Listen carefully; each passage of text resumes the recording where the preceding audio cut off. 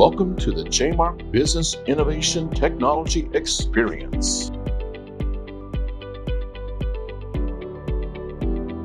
Hello and welcome everybody for another episode. Today we have the special talented Howard Trumbull from JMark today, along with myself, Dax, and Christina. And we're excited to be talking about the crazy and subtle red flags that you can look out for when choosing a managed services provider. So this is an interesting topic because it's a tough decision when choosing a managed services provider. You are handing over the keys to your kingdom. The network infrastructure, the data on your network, the security, the productivity of your users is all driven through technology now. And giving over the reins to the wrong provider can be detrimental in so many different ways to your organization, or it could be successful and profitable and awesome in so many different ways. And so that's what we're going to talk about today. And Howard has a lot of experience in the managed services industry. Howard, why don't you get us started with what are some of the top things in your mind that people need to watch out for, and why is it important that they actually take the time to do some due diligence, and what does that look like? Yeah, Todd, now you brought up some excellent points there to start off with. The synergies that can be created with a good MSP versus what can be taken away from your organization by simply choosing a provider that can't help you, creates the downtime, creates the problems, doesn't support the applications or the technology that your company is built around. It would be massive. It'd be akin to throwing out whatever it is that you're doing today. You're looking at your laptop there, you're looking at your application suite, whatever it is, whether it's Microsoft based or Google based, throw it away. Just stop using it. Or if you partner with the right technology provider, all of that works all of the time. That's a massive difference. That's night and day.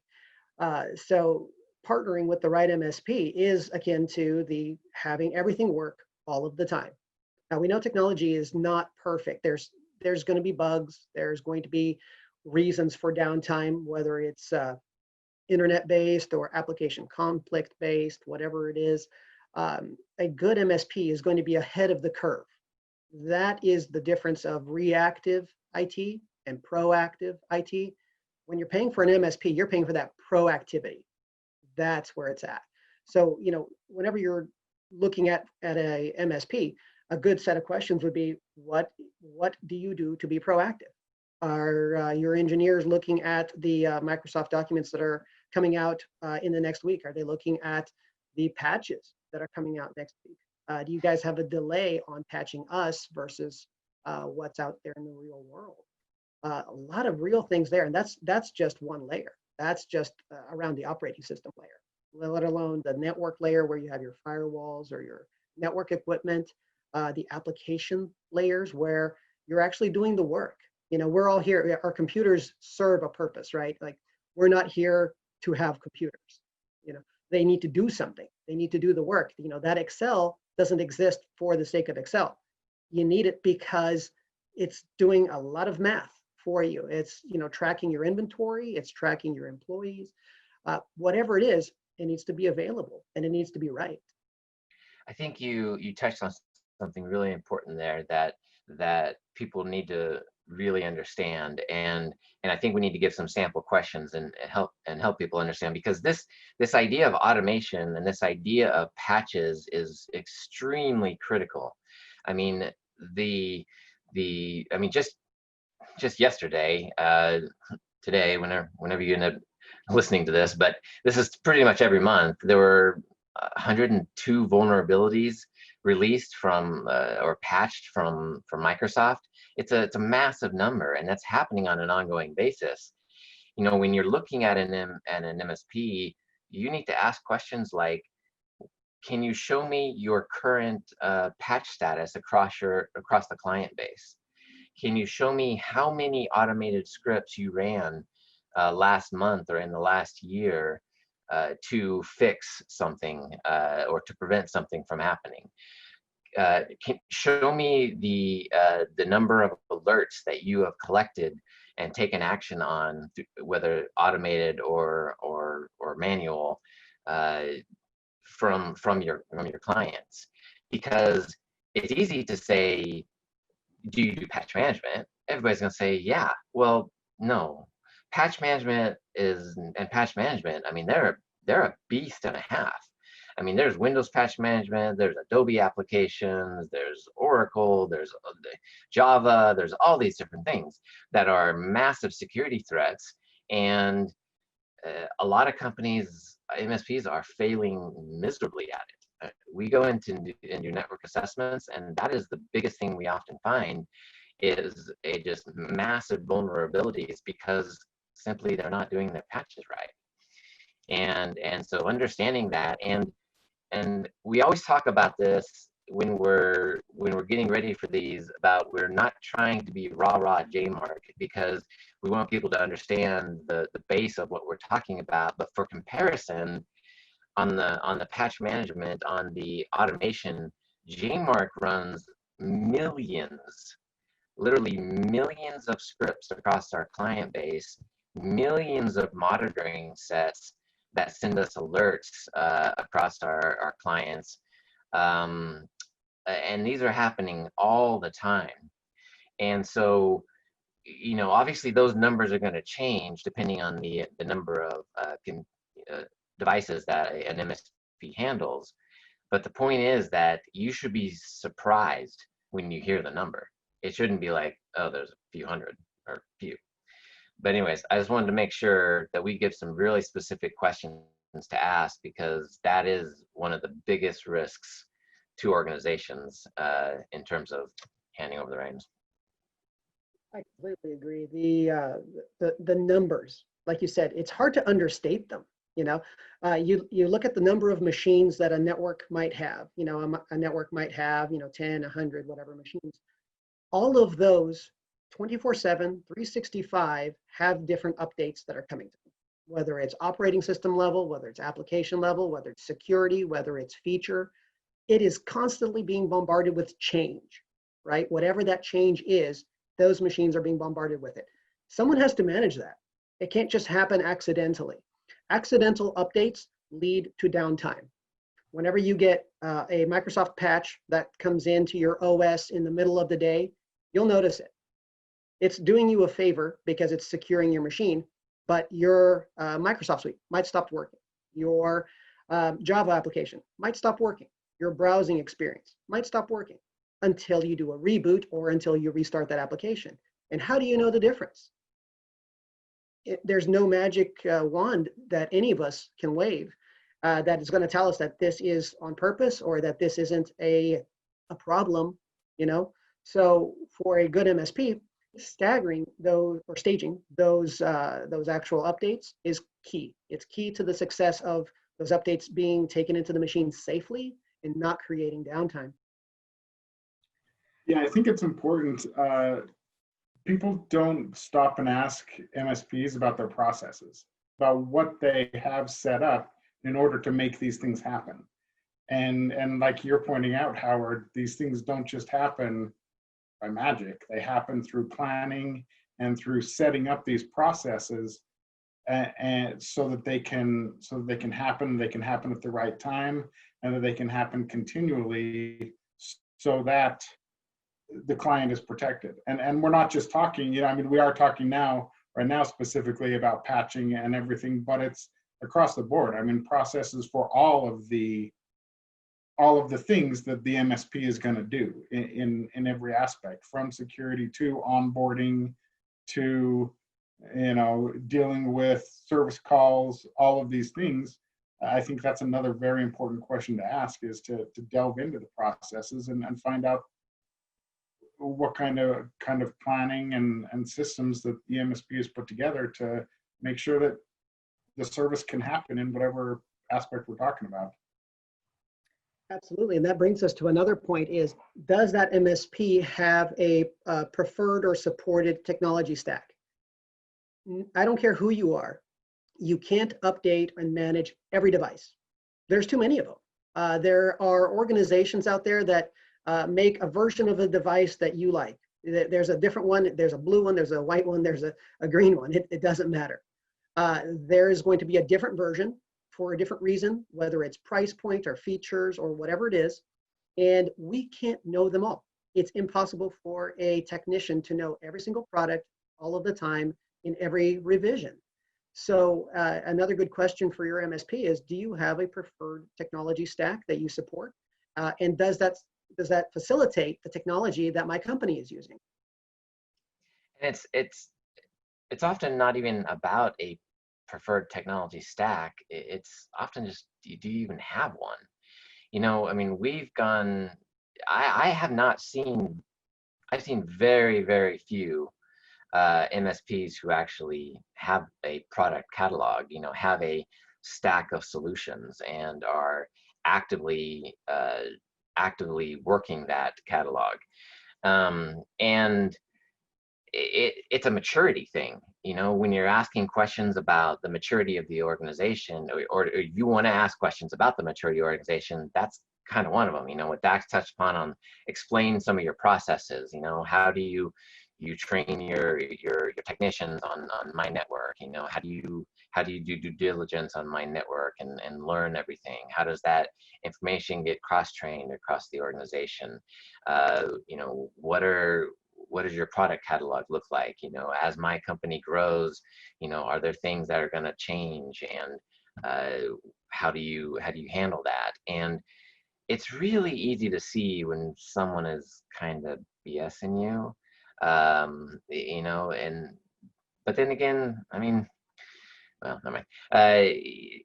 And so you gotta be careful and watch out for these things, because you want someone that is with you, you know, guiding you, helping you, and mature to get to that next level. I also think along this line, we're touching upon this topic of the, not really maturity, but the expertise of the organization, the expertise of individuals within the organization. Because, you know, who's responsible for patch management? Is it a team? Is it just a free run across all the technicians? Are there certain people held accountable for it? You know, what is the process to that your team gets trained? You know, what are the certifications that you hold as an organization? What are the certifications that your individual technicians hold? How are you constantly increasing that you know, that expertise? You know, we talk about all these things with patch management and processes and training and all these different things, product catalog and stack. Who is responsible for them all? And are they set up for success? And those are the kind of things that help you really understand the maturity of the organization. Yeah, I feel like we have talked a lot about questions that you should ask when you're vetting and deciding if you're going to go with an MSP. I think it's important to note that you should also be paying attention if they're asking you questions, and the right questions, asking about your company goals. You know, how do you want this partnership to go? I think that's just as important as all the questions that you're asking them. That's so true. You know, it's such a tough decision, and I think that it's such a hard decision that a lot of people just don't ask the questions. They get a referral from somebody, or they hear something that sounds good to them. They connect on a relationship level with a salesperson or somebody, you know, CEO of a business, and they don't take the time to really ask those questions of you know, all these different things. And when your MSP is the one asking the questions, that's a sign to you that they are mature. You may not qualify for them. You know, Yeah, if you they're want asking them to be questions vetted of you just as much as right. you're vetting them. It should go both ways. Or if it's not, it might be a sign that they're just kind of hungry for any business they can get, which is not Right. good. Absolutely.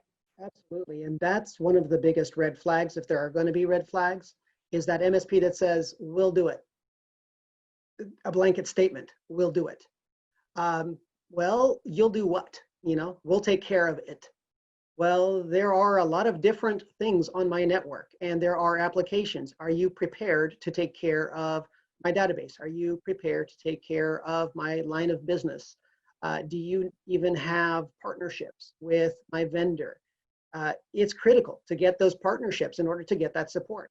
So SLA, the service level agreement, if you don't have a good SLA with that vendor, it might be days before they get back to you. And that's days of downtime that you may incur because they don't have the partnership in place. Yeah, I think that's important because, going back to what Christina and you said, Howard, a lot of MSPs are going in, and especially right now where there's a hunger with COVID, because a lot of people are holding the purse strings pretty tight, is, they're making it into a budget decision instead of a strategic decision. And making sure that your MSP understands your technology, takes the time to get to know your network so that they know what they're getting into. Ask questions about the technology, all the different applications you use and how you set things up and everything. And to make sure that there's people on staff that can actually take care of those things. Also, on that same line, I think it's a good quality when in the right situation, when an MSP goes, that's a great technology, but the problem is X, Y, and Z. As you grow, as you spread out, as you do this, blah, blah, blah, that application or that technology is not going to serve you.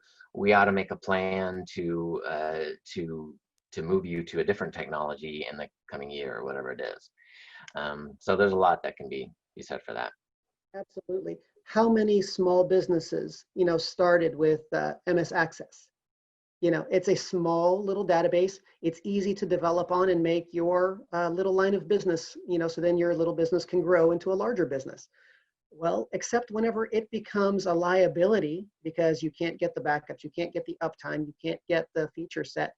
You need to be partnered with a company that can tell you, hey, listen, there are better ways of doing this and help you move into it. They give you that confidence to scale up or scale out, depending on what you need to do. They need to know the difference. That little company that told you, we'll take care of it, they'll probably take care of your little application forever, regardless of if it's being good to your business or not, regardless to whether it's creating liability or not, they'll take care of it. Sometimes that's not the right answer. Yeah, I think there's a couple of things that Howard and Todd, you both kind of touched on that merged together, which is, you mentioned, Todd, the MSP making a plan with the business for making these changes and being able to say, look, we can help you plan this out and make these changes. We can help you prioritize. We can help you decide what needs to be done, decide the right timeline. And like you were talking about, Howard, that this works into an MSP that's going to help your business strategically.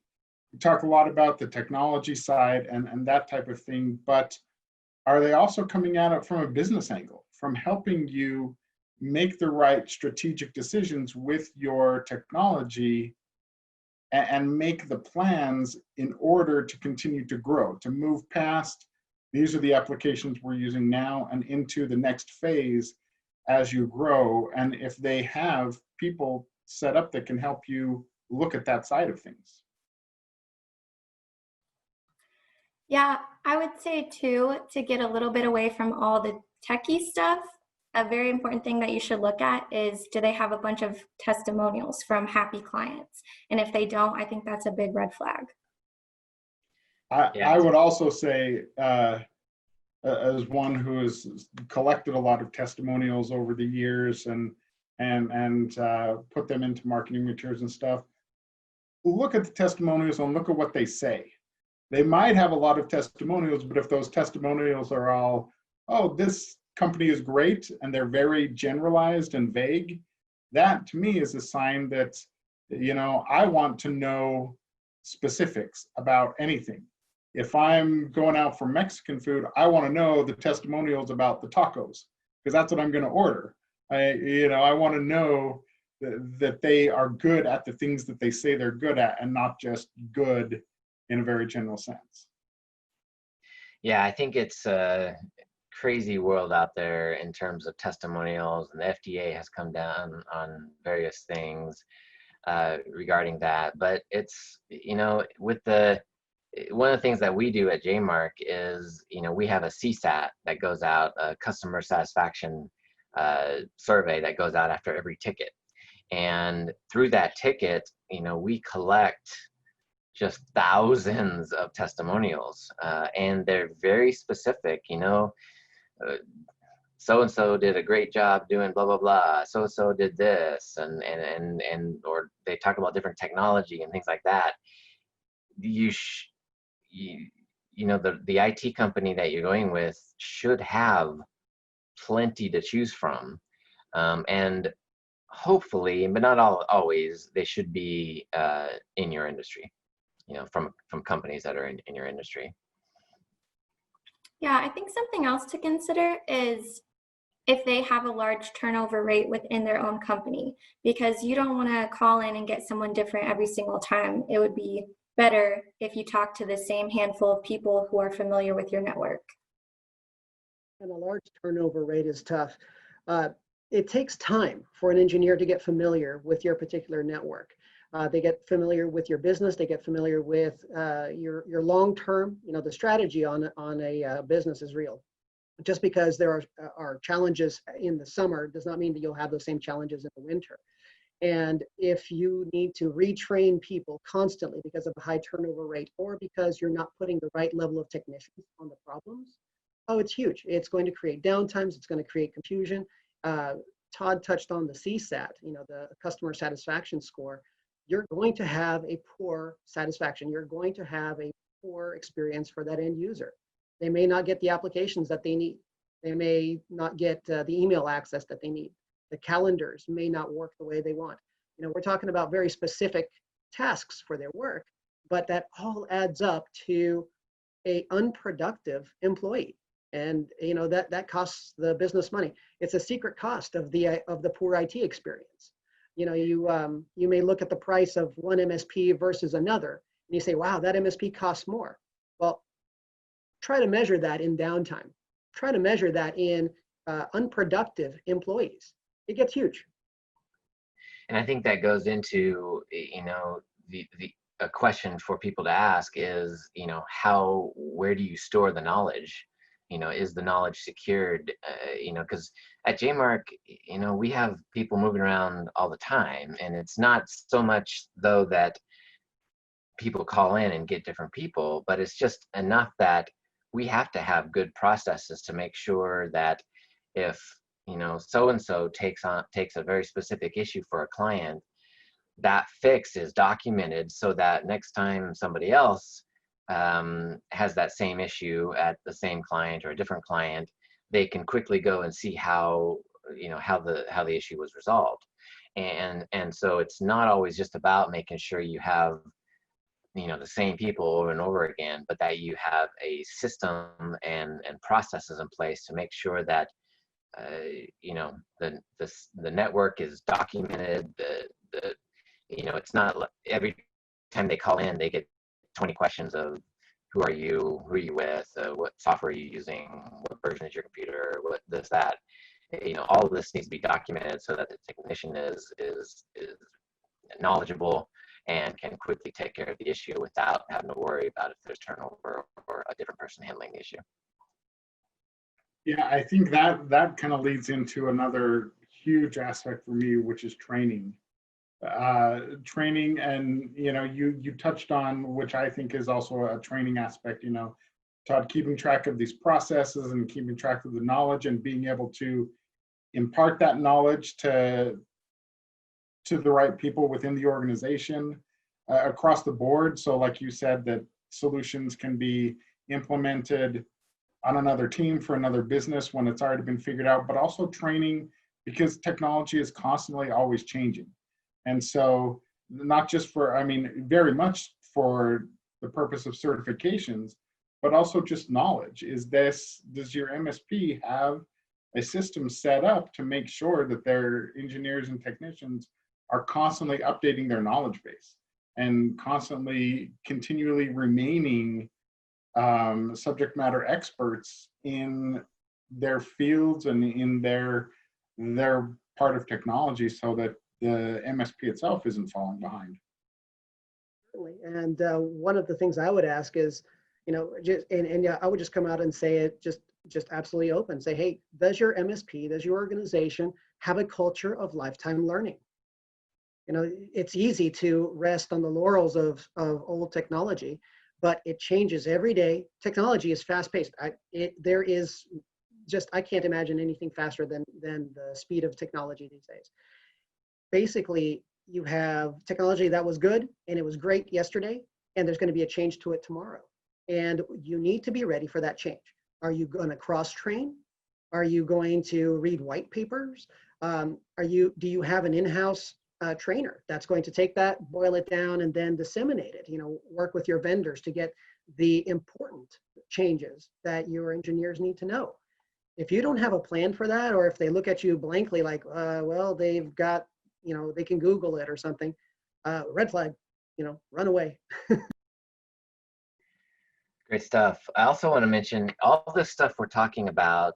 It didn't occur to me till a minute ago when I was reading the comments on the Facebook Live. And Robert, who was talking about how he's talked to a lot of prospects, and that they've mentioned that the customer experience was so bad that they won't outsource again. They don't trust the industry, and it kind of taints the industry. And all this stuff we've been talking about is kind of around this idea of customer experience. And in response to that, I want to kind of point the finger where it's due, and that is back at the business owner. And it's really important that, and that's why we're having this presentation, is it's really important that business owners or whoever is responsible for making this decision does the due diligence to make sure they don't have a bad experience. If they had a bad experience, that's not an indication that the whole industry is broken. That's an indication that you made a bad choice. You didn't do enough due diligence on the company you hired to make sure that and guarantee that you had a great experience. We had another episode where we talked about guaranteed outcomes. When you sign in an agreement with an MSP, you are essentially signing guaranteed outcomes that you are getting from that MSP. Howard mentioned SLAs. SLAs often are they're often just kind of brushed aside. They're viewed in an agreement, and they're often just kind of brushed aside. No one's really looking at, did we hit it? Did we not hit it? Is this taking too long? Are we hitting this SLA? And it's that kind of thing in agreements where the business owner needs to realize, I'm partnering with somebody and I'm handing over the reins, but at the same time, I should be getting an outcome. There is a guaranteed outcome that I should be getting, and that is a great customer experience, increased productivity, increased understanding of technology, and it could ricochet into many other areas of profitability and production and different things. But going back to that, if somebody's had a bad experience, then get over it and move on, because it's not like that everywhere. Yeah, I think there are a couple things that you mentioned. The first one, again, coming back to the SLAs and the guaranteed outcomes, that's another thing. Make sure that the MSP that you're talking to is measuring their own performance. why are these the SLAs? Why are these the service levels that they are putting forward in the agreement? How do they know that they can meet these levels? What are they tracking in themselves to make sure that they can do what they say they're going to do and deliver to you what they're promising when you're meeting with them? The other part is also, you started talking at the very beginning of what you said, Todd, about customer experience, and find out about what customer experience and customer service means to them. Find out about their dedication, not just to not just on an executive level when you're first meeting with them, but what it means for them to serve your end users and to take care of the people down in the trenches doing the work for you and their workstations and the technology that actually runs your business. I think another time not to choose an MSP too is if they're the cheapest one that you found, which some people might want to go for that. But I think if we're talking technology in your network, which is a huge part of running your business, it's not something you want to go cheap on. Oh, Christina, you opened up a can of worms now. No, that's a great comment. We've talked many times. JMark is not the cheapest guy on the block, and we don't say that to put us in some bucket, but we know where we're at because that's where we're at.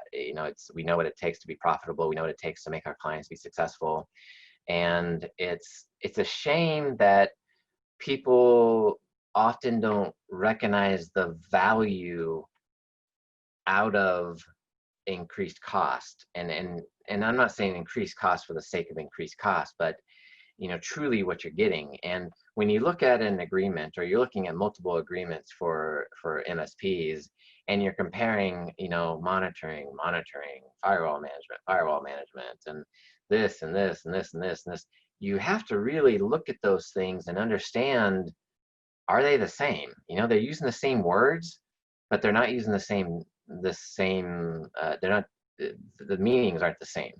And the same thing goes with SLAs and different things. But, and Dax, you were talking about this earlier with the strategy. We've talked about how internally, we have to have this strategy to make sure technicians are, knowledge is transferred. But what is the strategy to make sure knowledge is transferred up to the business? Are they strategically meeting with you and helping you make decisions, helping you make a budget, helping you to know what is ahead, helping you to see the warning signs in the economy or your industry or whatnot? And I think one of the best discussions I had on this, we were talking with Jeff Shore at BRS CPAs, and he was talking about how there's this big the value versus the cost, and you can't just look at the cost because you essentially get what you pay for. And when you hire the right IT at the right cost, not necessarily the highest cost, but the right cost for your organization, you are getting so much more, and the value just maximizes over and over again with increased productivity. How much is increased productivity actually worth? How much is increased profit worth? How much is being able to provide better customer service to your clients and customers because your technology works? And, all these things go into the perceived value of technology. And anyways, I could go on forever on this subject. Yeah, now Christina definitely opened up a can of worms with that word cheap. So I'm sure everybody's familiar with the engineering triangle, if not by name, by the three words that it encompasses. You have good, fast, and cheap. Pick two. Pick two. You can't pick all three. So if you pick something that's cheap, it's going to either be good or it's going to be fast. It's not going to be both. You're either going to get, somebody immediately responding to you that's not going to know what they're doing or how to support you, or you may get somebody good, but it's going to take a day and you're just going to be out that time, or they may be priced correctly and you may get the right person and it may not be as expedient as you'd like. Those are real limitations in the real world. And as the business owner, you need to find the right balance. You need to find the right fit. And Todd touched on it earlier. Just because you had a bad experience with one IT provider doesn't mean you're going to have the same experience with another. It's entirely possible that that was a good MSP, but it was the wrong fit for your organization. There are target client profiles out there, and there are MSPs that are better for small companies. There are MSPs that are good for ginormous companies. There are some really incredibly large enterprise software vendors out there. We're talking about where you're supporting tens of thousands of endpoints or tens of thousands of users, and they're going to be geared better for that. They're not going to be able to help the SMB that has 3 employees and barely can afford one firewall. It's not the same class. Verticals enter into this. There are MSPs that are going to be excellent at supporting oceanside marinas. Their technology is geared towards renting surfboards or checking in boats. It's not going to be the same as an MSP that manages manufacturing software, or enterprise retail software. They're totally different beasts. That's not to say that there's not one MSP that can do both. It's possible that they have a culture that can foster that kind of cross-training or engineering challenges, or can create room, and focus for those technologies. But that's going to be a unicorn, right? That's going to be a company that is focused on the lifetime learning, on the scaling up of their resources, and not just, hey, we've done it this way for 20 years and that's all we know. 2 things I think that I want to add to what both of you just said is, one is that is a great comment about the expertise and the fit with an organization. JMark, we have various service teams that specifically service certain types of organizations. We have a banking team, we have a healthcare team. But what's so beautiful about our structure is that there are technologies and there are vulnerabilities and there are issues that happen in the banking industry that only happen in the banking industry. They generally only happen in the banking industry. But those vulnerabilities easily cross over into other industries. So we can learn about a certain type of configuration that secures things better. We can learn about how to prevent some certain vulnerability in the banking industry or healthcare industry or hospitality industry or whatever it is. But then that knowledge transfer gets migrated to the other teams and to our automation technology, so that we can apply that fix across the entire client base. So this is one of the hardest things, I think, with choosing an MSP is you have these MSPs that are very specific. They only do banking, or they only do chiropractors or something. I've seen them all.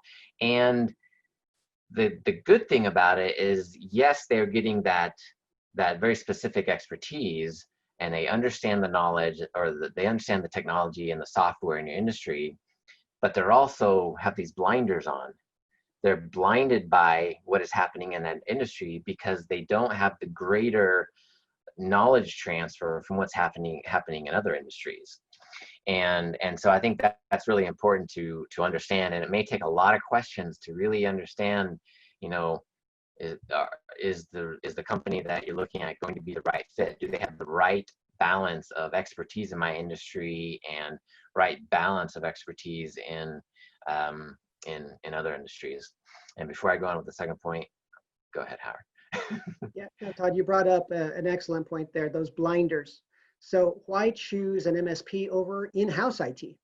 What are some of those decisions that take you over to saying, I need an MSP, I need a bigger roster, I need a deeper, you know, I was trying to think of the baseball analogy for it, a deeper batter's box, right? You need more people, you need more eyes on a problem. And in-house IT, it's often very difficult to get them out of the blinders because they're an email guy, they're a firewall person, or whatever it is. They're not going to be in their comfort zone. They're not going to be within their expertise, looking at something that's outside of their expertise. MSPs have the same challenges. If you don't have one that's committed to that cross training, if you don't have one that's committed to that lifetime learning, you're going to have, a couple of guys that know a particular type of software. Like you said, there are MSPs that focus on certain things. There are ones that only do certain enterprise, like Microsoft Dynamics. That's all they do. They only support this one tool. Well, great. I love this Microsoft suite, but I don't use Dynamics. I actually use SAP. Yeah, well, the worst one would be if they said, I'll do it. They just, yep, I'll do it. I support Dynamics. How hard can it be? It's hard. It's big. I don't have to tell you guys, SAP is a beast. And if you don't have the partnership, you're not going to get the support. It doesn't exist. So now you have entered into an agreement, potentially for years, for somebody that can't support the thing that keeps your business running and keeps you productive and keeps, revenue coming in. That's scary stuff. Yeah, you made me think about something, and we did this for an article or another episode, I don't remember now, but I'm sure, Howard, you're part of this too, but on Facebook, for example, there's a lot of groups that are for IT business owners, and I'm a part of a lot of those groups, or IT professionals in the industry. And it is crazy how often you see these business owners come out and go, hey, we just hired this new client and they have this technology. Does anybody have any experience with that? Or, hey, we hired this, or we just got this new client and, they've locked, the previous IT locked us out of their server. Does anybody know how to do this? Or, hey, we took on this IT and they have a VoIP phone system and we've never done anything with VoIP. Anybody have any experience with this specific one? And it's just like, what the freak are you thinking? Somebody said, you are the most professional company that will help my organization be successful, that will help me to retire comfortably, that will help my employees to be successful, and so that I can give them, more benefits and raises. No, it's just craziness. And this goes back to what Christina's talking about with the lowest price option.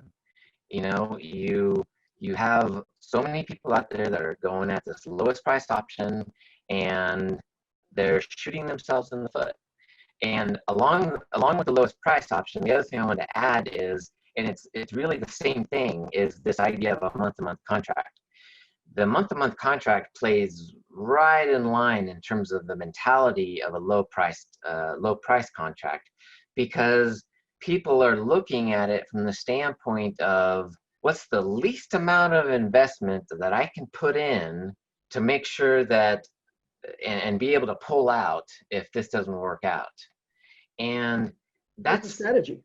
Yeah, there's no strategy. Month to month, there's no strategy. There's no strategy. You have to, you really have to get in bed with your partners and understand, work with each other and go side by side through the problems. We've talked about this at the beginning with COVID and lots of other things, but, you choose partners that help you be successful. It's kind of like you hire employees to do things that you're not great at. You hire employees to do things that are great at other things. Well, you hire your partners to do things that are great at something that you're not great at, and that help you to move forward and be more successful. And then you end up hiring somebody who is just going at the lowest cost, that doesn't have the expertise, doesn't have the resources, doesn't have the automation, doesn't have everything set up so that you can be successful. It's sad, very sad. Yeah, I think to me, it comes down to this idea that you need to remember, we talk about SLAs, we talk about contracts, agreements like you mentioned, Howard, for a certain number of years. And you need to remember those things all go both ways. You are committing to this MSP, but you need to be making sure that this MSP is committing to you, committing to your growth, your goals, your strategies, your business, and what you're trying to achieve for the same amount of time. And if it's a month-to-month contract, they're not doing that. They're not going to be committed to you either, because there's no long-term, like you said, Howard, strategy in sight for them either. If you don't have the commitment on both sides, it's a bad relationship. They've got you under some threat of things are going to break. Just remember how bad things were before you came along. Your workstations were down or whatever it was. That's no kind of partnership. What are we, terrorists? We're trying to do is create mutual successes, mutual outcomes. We need to have a strategy in place that says, here's how your company is going to get to the next level. And that may be reducing, downtime. That it depends where you are in your maturity. If you are experiencing a lot of downtime, our initial piece is going to be, let's triage this. Let's get you as safe as possible, so then your employees can work as much as possible. Now, what's the next revenue enhancer? Is it that you guys need to have better logistics? Is it that you need to have more understanding of the data coming in, so then you can make better financial decisions, better planning decisions, better hiring? All of those are those next steps that you can't do if you're in break fix mode, which that break fix mode is exactly the mentality of month to month, looking for the cheapest you can buy. Hey guys, I just need my computers working. Whenever you hear somebody say that, and it's like, that's not true. You need to level up, and I can help you do that. That's that you want that confidence from that MSP of, I can take your business to the next level. I will grow with you. I will help you scale up or scale out. Not just, I'll fix your computers. Sometimes you need a partner that's going to be that sort of upfront, honest with you, and call you on your own BS, so to speak, and tell you, hey, look, I know that's what you think you want, but if you want to achieve more than that, that's not the right attitude. And sometimes we talk a lot at JMark about honest conversations and the hard conversations, and you need a partner who's going to be that open with you to help you. Yeah, and that can be very clearly seen, during the sales meetings. If they are pushing back, and not in a combative way, but in a way that they're trying to understand, and in a way that they're trying to produce that mutual outcome, like you were mentioning, Howard. Those are the things, and it comes up in many different aspects as well. I mean, I've seen in agreements, because I deal with a lot of the agreement stuff at JMark, and there are times when a client will come back, or a prospect will come back and say, I don't agree with this, I don't agree with this, I don't agree with this, I don't agree with this. And we'll say, we'll meet you halfway on this one. No, I'm not going to agree to go that direction on this one. We're not going to agree with that. I mean, when you are trying to create a mutual outcome, there's going to have to be some give and take on both sides. And a business owner has to recognize that there are risks in their organization that an MSP can't stop, no matter how great they are. And at the same time, though, we're look to pivot a little bit. If something does happen, is there the protection in place to help my organization? Does the MSP have X amount of liability insurance? Does the MSP have cyber liability insurance? What happens if I am breached? How will you help me, and what does that mean? There's a lot of people that don't understand the issue with cyber liability and what happens when that takes place. But I think, as we're kind of evolving here and pivoting and talking about different areas, this idea of the mutual beneficial agreement, it really stands out to me because, that's what you want. And that takes place in all parts of what we're talking about, in the actual physical agreement, as well as, just how strategically you're helping each other to win, helping each other to be successful. Yeah. So, it's funny, Todd. Your trigger word there was cheap. My trigger word is risk. So whenever I hear risk, that's whenever I fire in. Everything is risk. The safest computer is one that's unplugged in the middle of a warehouse that's under lock and key. It's not productive. You can't do it. There's some amount of risk that an organization must accept in order to be productive. Now, there are, of course, layers that we can put in place to keep the bad guys out, to keep your people from going where they're not supposed to go, to make sure that, that you're getting the work done safely, right? So those conversations are very critical. You were talking about, what questions can we ask of a MSP? What can you do to mitigate my risk? What can you do to lower my risk profile? Are you just watching some firewalls? There are companies that will come in and just install a firewall. Well, that's only as good as the time that it was installed. From that day forward, every second, every minute it is less effective because the dangers are changing. The bad guys are doing different things. The firmwares are being updated, and if they're not doing those things, it's less effective. Every second, it's less effective than the moment they installed it. So if you don't have somebody who's watching for that, if you don't have a company that's on top of that, looking for, how to patch it, how to update it. Is it being actively hacked? Is somebody trying to get into your network through weak passwords? If they don't have a password policy for you, they say, hey, use whatever password you want. It really doesn't matter. You run. You don't walk away from that MSP. You run. A lot of these breaches on a lot of these SaaS or software as a service providers come from weak passwords. It's sad. You have some of the greatest technologies that are put out there in the world with firewalls and intrusion detection prevention, but Jimmy's password was ABC123. That didn't take but 1/3 of a second for a hacker to get through. So they're in your network now as Jimmy, getting your data. They're over there installing ransomware, and now what is that downtime going to look like? It's going to be massive. I think something else to consider too that I don't think we've talked about is how long the MSP has been in business. I think that might be something that people can overlook, but it's very important when it comes to what we talked about earlier, which is maturity. And that's something they're just not going to be capable of having if they're a brand new company. Yeah, I think that's a great comment. And I want to see if we can combine what you're saying, what Howard is saying, because I think that the time in business can be negative and positive.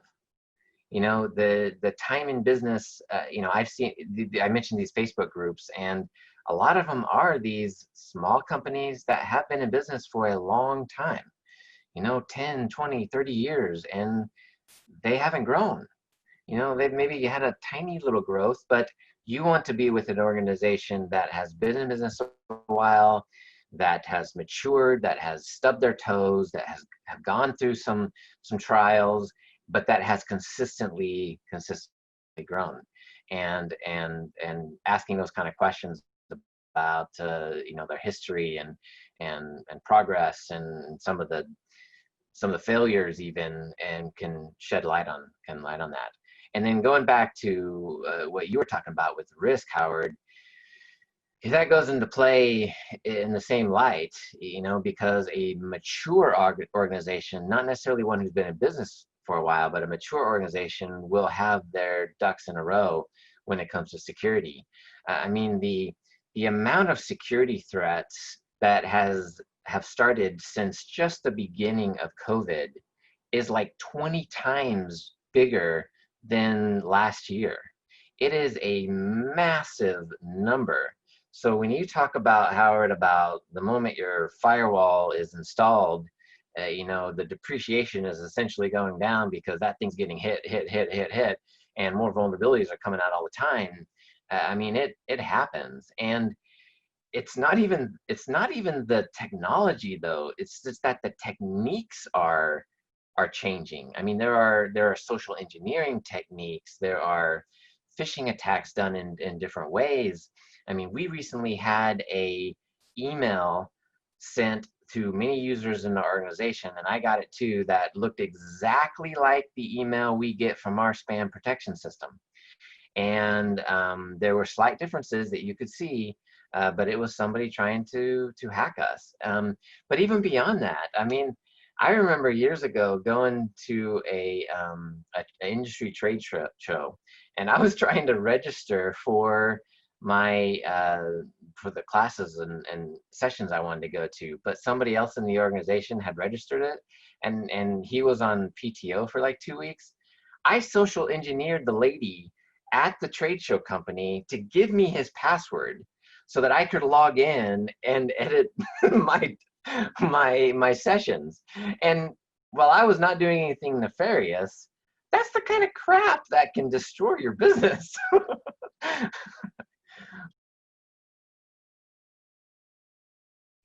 Yeah, I think it's important that your MSP is paying attention to all these things. We talk about, Christina, you mentioned time in business, and we bring it back around to maturity and stuff.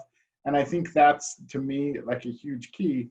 What have you done with the time that you've been in business to grow and be better and stay up to date and ahead of the game where possible with technology? Or are you just resting on your laurels? Are you just like, hey, we've been in business for 20 years, we're good to go?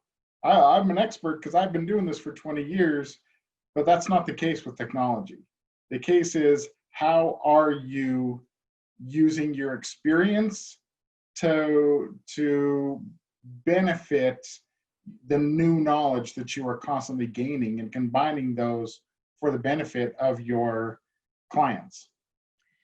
You touched on something that reminded me, Dax, and we kind of played on this a little bit with certifications when we were talking about that, but it's also important that the MSP understands the regulations that they have to abide by, and that they go through the audits that there's audits on many types of organizations in the world, but MSPs often slide under the radar and don't do anything. That JMark has SOC audit. We've been SOC compliant for around 5 years. And that changes every single year, so it gets harder and harder. There's NIST frameworks and other type of cybersecurity frameworks that we go onto in the terms of GDPR and the California Consumer Protection Act and all of these different things. I mean, you may not think they affect you, but they do. Your data is going somewhere, and it's potentially mixed with other data, and it's really important to understand, how your data is being handled, how it's secured. Does the organization make effort to become compliant? Do they get audited by third-party entities, whether through penetration tests or through other types of audits? And that's really, another area that I think is important to touch on when looking for red flags. Absolutely. And that's going to limit the growth of your company. If you can't partner with an MSP that has the kind of the rubrics that, for security, for compliance, you're going to run into those through them, right? You're not going to be able to grow because of them. If you can't work through, for example, PCI compliance, if you can't work through PCI compliance with your MSP, you're never going to be able to realize the complete profits of your credit card sales or your Moto transactions. You're always going to be penalized by your financial institution. Why? Well, because my MSP can't get their act together. Well, now you need to talk to an MSP that can actually work through PCI compliance and making sure that what they're helping you put in place meets your business goals. It's that mutual success in this case. If they can't help you with your PCI compliance, guess what? They're not. They're probably not being able to control their data. They're not going to be the most secure company. So it gives you a little bit of an insight into their own company. You know, if they can't be as secure as you need it to be, they may not be as secure as they need to be. Well, I think we've had a great discussion. Didn't even realize how long we've been talking. This could be potentially one of the longest episodes we've had.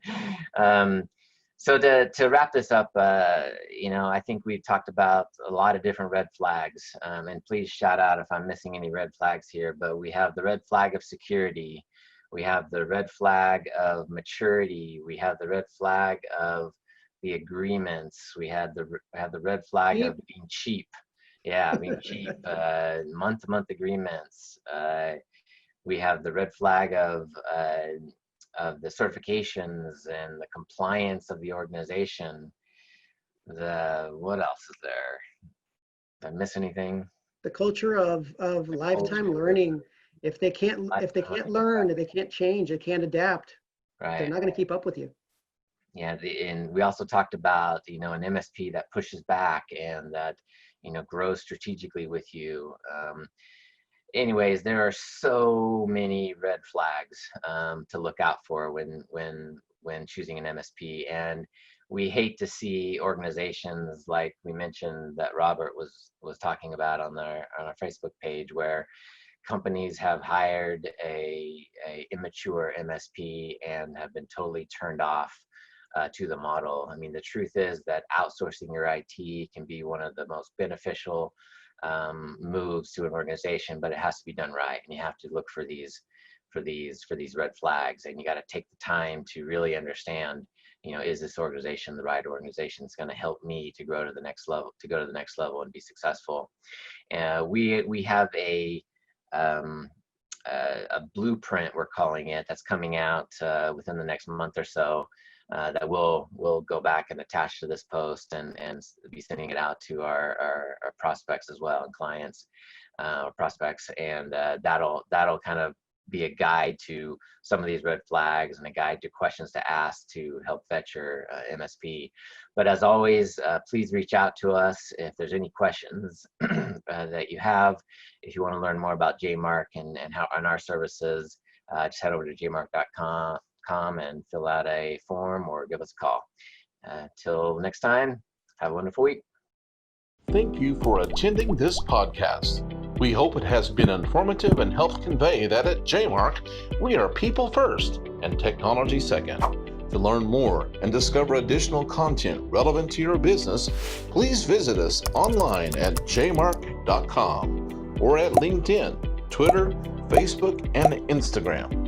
You may also call us at 844-44-JMark. Thank you for your time, and we look forward to seeing you again.